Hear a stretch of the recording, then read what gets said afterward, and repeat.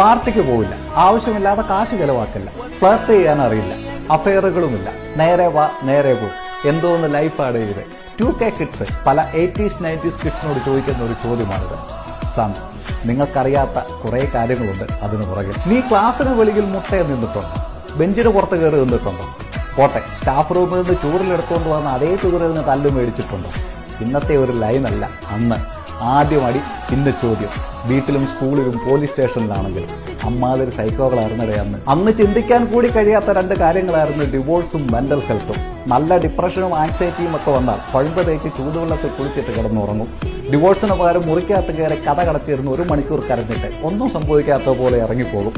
അതെല്ലാം പോരാഞ്ഞിട്ട് സ്വർഗത്തിലെ വിറവ് കൊള്ളിയും തളച്ചെണ്ണയും പാമ്പിനെ വിട്ട് കടിപ്പിക്കൽ ഭീഷണിയും.